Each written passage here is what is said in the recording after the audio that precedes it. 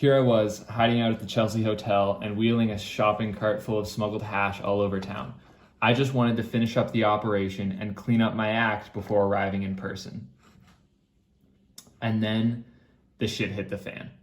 It was Friday when it all went to pieces very quickly. We had sold almost all of the hash. There were only a few £100 remaining. Hamilton and I were in our room when Rick called. He had another delivery to request, one that would empty the boat. Hamilton wrote down the address and smiled broadly. He looked in the mirror and patted his beard into shape. "You stay here," he said.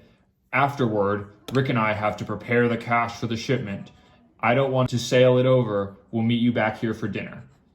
"Okay," I said, and he left the room. I had bought more film and wanted to take a photo of the room doors where the writers had lived. I knew Thomas Wolfe had lived in 831. I had recently finished Naked Lunch and wanted to see where Burroughs had been insane or brilliant or both. I figured I'd go down and ask the desk clerk if he could give me Burroughs' room number.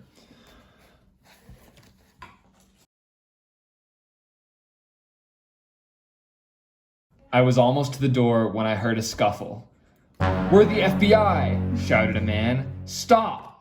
There was a fleshy slap of punches being thrown and Hamilton cursing.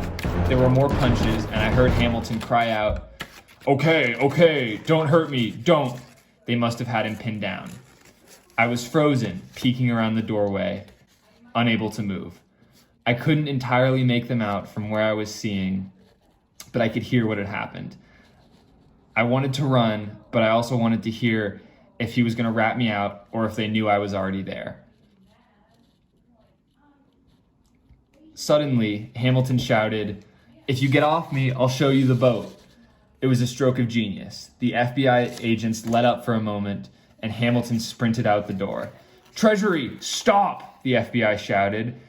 They had finally caught him and they weren't going to let him go. They chased after him. My heart nearly burst. I scampered into the room and closed the door, locked it, and grabbed my green duffel bag from out of the closet. I opened it, checked on the cash, and 5 kilos of hash I had taken as a tip.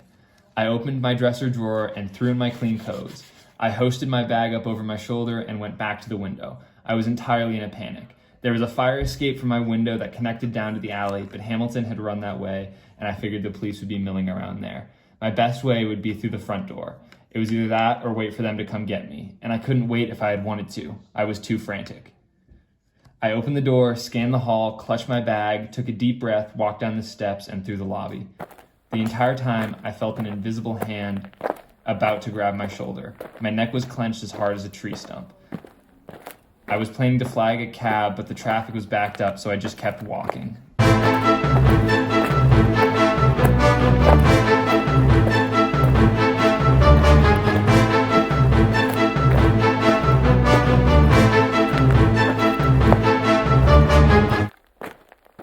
My lawyer's name, no kidding, was Al E. Newman, and the entire time I spoke to him over the telephone, I thought I was talking to a grinning, freckled-faced Alfred E. Newman over the cover of a Mad magazine. It was unsettling. My dad found him for me.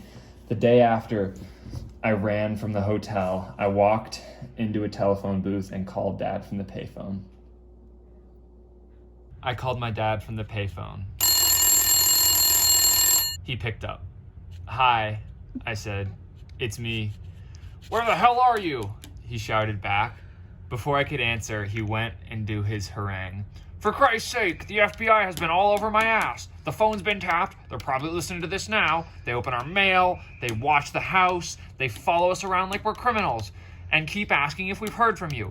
What the hell have you done? Rob Fort Knox? They won't tell us. They just keep saying it's awful, which has nearly killed your mother. So where the hell are you?" "A phone booth," I replied, pretty much stunned after his monologue topped off my last 2 days. I had been hoping that if they caught Hamilton or not, I had gotten away without a trace. But I was wrong. They knew who I was, and they were searching for me, and I knew I was in trouble. My father started back up. "I've gotten in touch with a lawyer in New York. That's where they say you'll go to court." "You already spoke with him?" "Yeah, I know his brother from down here. Now get it, son. You are screwed to the wall. Call the lawyer and get some advice before they throw a net over you. It's always better to turn yourself in. Believe me, I've known enough criminals in my life. Okay, I said. Okay. Well, do it, he persisted. Besides, your mother is suffering overtime. God only knows why she loves an ingrate like you, but she does. How are things with the business? I asked, hoping to gain some relief from a change of subject. Jesus, he cursed. The island is sinking under the waves. Houses are broken into every night. People are being shot, and the only good thing about having a screw-up for a son is that the FBI is watching the house day and night, so I can sleep like a baby. Now pay attention to your business and call the lawyer. He gave me his name and number.